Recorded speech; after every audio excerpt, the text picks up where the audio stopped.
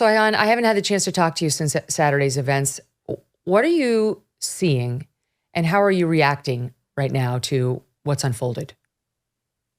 So I'm seeing everything that you described and more, and I'm looking at the different countries, of course, the United States, where we're seeing an entire generation that have been brainwashed to react against their own values, against their own country, against their own civilization. I'm seeing similar things in Europe. I'm watching the Arab Gulf War. Today, there was a call from Hamas and other radicals calling on all Muslims to take to the streets and to protest. You don't see much of that in the Arab world today. So I think, in a horrific context, we are seeing some progress there. But I joined this debate right after 9/11, and I remember as we were reflecting on 9/11, and I was in Amsterdam at that time, there was this big question, how could this happen? And we talked about complacency, and now you have different levels of complacency. So Israel momentarily forgot about the enemy that wants to wipe them off the map, and they were fighting amongst themselves about reforming their Supreme Court. I would, I wish that Israelis could behave like other democracies. I wish that they could have their internal disputes and forget that they have this external enemy that wants to exterminate them. But the price of distraction is what they're paying now. Even for us in America, 9/11, 2001, and in Europe, 7/7, 2000, and I believe that was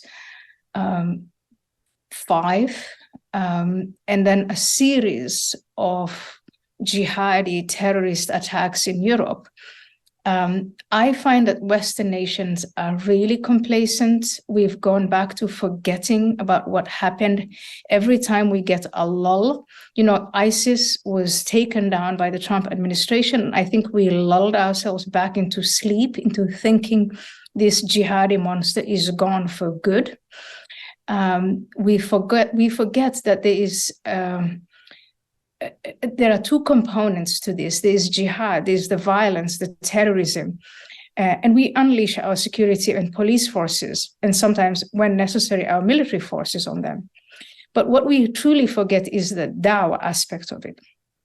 The exercises, the efforts to brainwash small children, teenagers, adults in universities and beyond. That's what we forget. So when you look at our campuses and you see, our kids, these are our kids in legacy universities chanting on and cheering on an entity that just committed the most barbaric, most heinous attacks on babies, on grandmothers, then you really have to ask yourself, all the governing boards, the presidents of these universities, what are we doing to our own kids? These kids who go to Columbia and Yale and Stanford and Harvard and on, these are the people who are going to be running our country. I'm in my 50s. They're the next generation. They're the ones who are coming into leadership positions, and that doesn't look promising. And aside from that, so look at what happened right now to Israel. They got momentarily distracted with internal issues, and the existential enemy came around and took advantage of that opportunity. We in America, we have Putin. We're assisting as much as we can Ukraine. And there we have an enemy that sees an opportunity and an opening every time we engage and indulge in infighting. And Putin, and his administration, they divide us, and they know how to divide us, and they take advantage of dividing us. And so does China, and so does Iran, that assisted Hamas in carrying out this attack. So we have enemies that are prepared, that are intent upon destroying us and upon dividing us. And over and over again, we give them the opportunity to do just that. A house divided can't stand for long.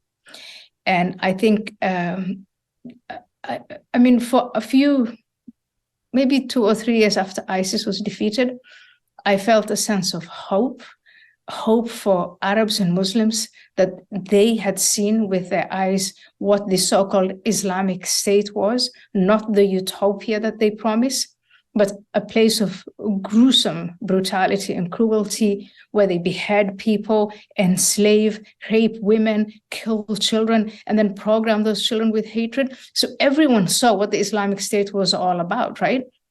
And so for a while, I thought, okay, the Arab world, they have seen those, the youth of the Arab world, they know what it is and they don't like this.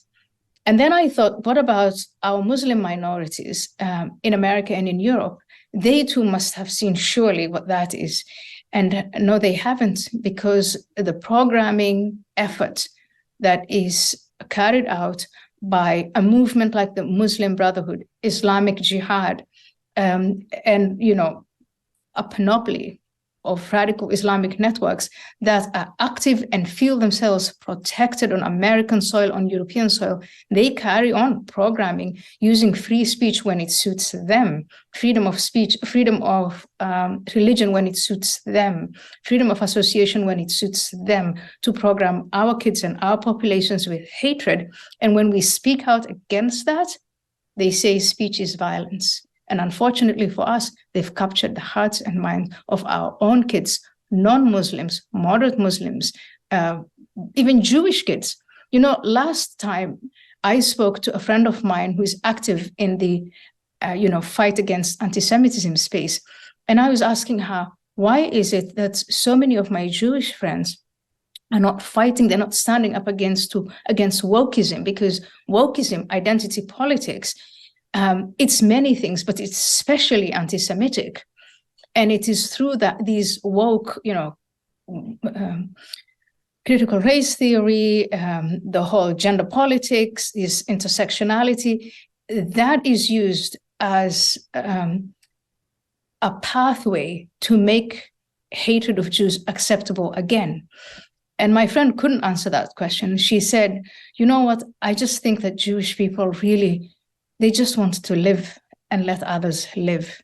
Unfortunately, Hamas and the radicals don't want to let them live. And that's what we're waking up to today. The shocking thing is, and you and I have talked many times over the years, including during the height of the ISIS atrocities, the country, we were unified against that.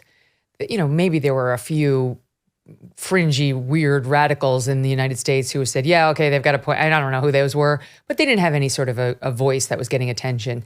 Here, at campus after campus, both at the university, administrative level and at the student level, not to mention some of these, the Democratic Socialists, open rallies in support of, it's got to be said, Hamas. They may say Palestine.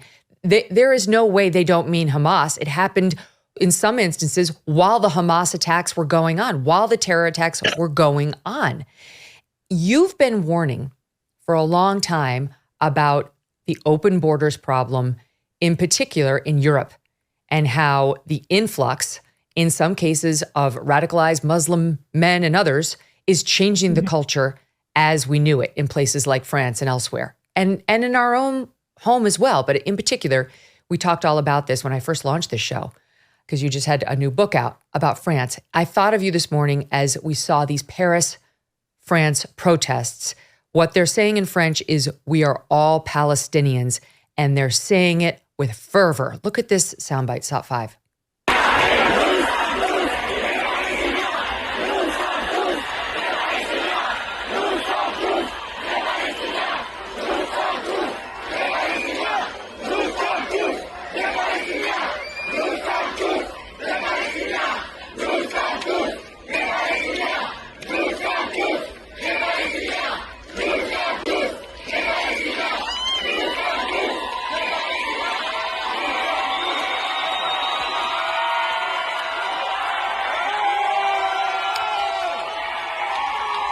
The signs read, Israel criminal. And these people are defying. In France, you can't protest freely like you can here in the United States. There's actually a crackdown on the protests, but they came out anyway. This is how important it was to them to make sure we knew they felt Israel was a criminal, and the cheers of jubilation in the wake of murdered children, raped women, 1,200 dead Israelis. They're thrilled, Ayaan. How does it all relate? Well, I think this is very well documented. The fifth column in France, the presence for many, many years of these programming networks, the Dawa networks that brainwash all these people that you've seen, many of them really born in France, maybe even their parents were born in France. So this is very, very well documented. And this is a conundrum for France, but increasingly also for other European countries. What do you do? Because you have freedom of religion and freedom of speech and all of these freedoms that these jihadist programmers, they take advantage of. These people learned to think and to chant what they're chanting, not in Egypt, not in the Middle East, not in any Islamic country, but in France. And it's well documented and it's well known. And we've known it now for decades.